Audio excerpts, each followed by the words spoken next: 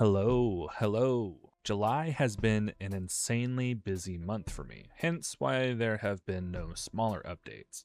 And since there have been no smaller updates this month, I'm doing a longer video because there's just way too much to jam into a short. So let's not waste any more time with a wordy intro and get into what's new in the garden. Now, you may have noticed during the Mothman reveal, there are now these awesome wavy lines in the grass. To do this, I put together some HLSL code and just fidgeted with the parameters until I was satisfied.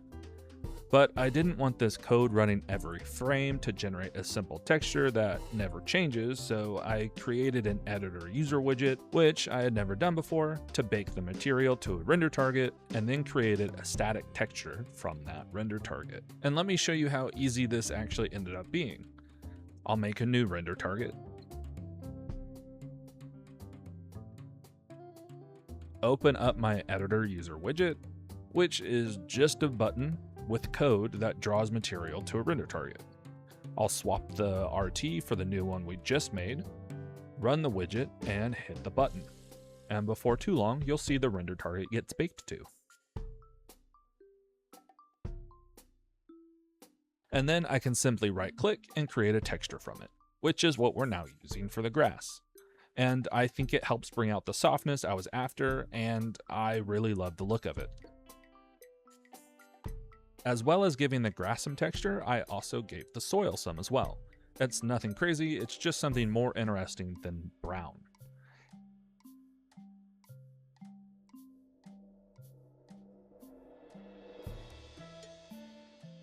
And if I dig, you'll see two new things. First is the water, and the second is the banding on the dig area. I wanted some visual discrepancy between the soil and the areas that were dug, which is why I added them. It's nothing complex, it's simply choosing a color from this 1x8 texture I made in Aseprite based on the dig depth. For the water, I was aiming for something subtle and mild. Something that you see and mentally immediately know what it is, but not something that would constantly catch your eye and be distracting. And I think it looks great. And of course, our critters are going to want to have a swim in this water, so I added some ripples we can check out. There should be a slugger somewhere around here if I can find them. Here we go. If we drag him to the water, we can see the little ripples.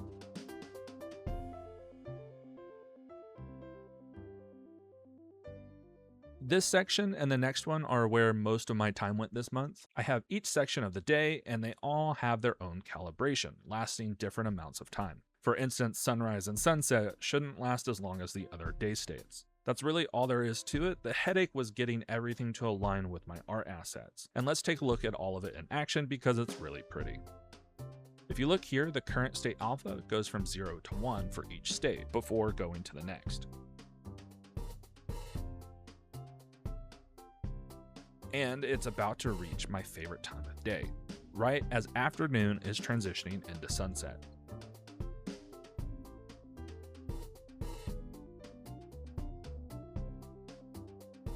And now we should be able to see the moon. Oh, here it is.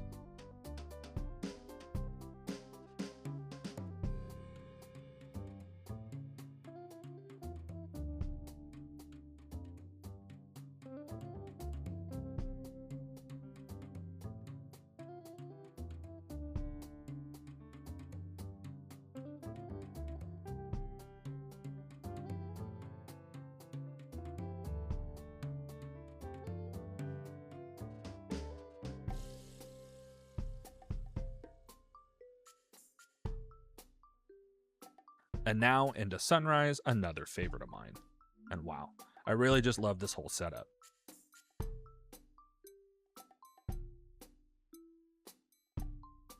Alright, the final section.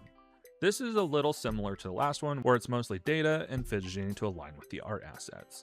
Here you can see my weather states, and if I expand one, there are lots of things to tweak. I can control how long a state lasts, how quickly it blends into the next state, as well as controlling what states it can actually transition into. For instance, if I don't want it to become rainy without becoming overcast first. Another control I have is the day state bias. It lets me dictate at which time of day I want the weather to more likely occur. For example, if I want it more likely to be foggy only during morning and night.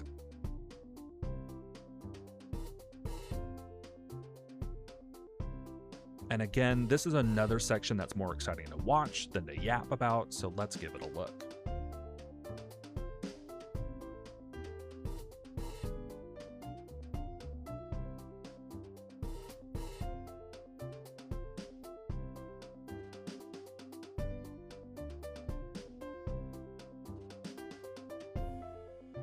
Again, the transitions are fast for the sake of example, but I think it looks amazing and is super cozy. That covers the updates for July. Plenty more to come. I have new critters in the work and some UI ideas I'm putting together. Let me know what you're most excited to see next, and as always, thank you so much for watching.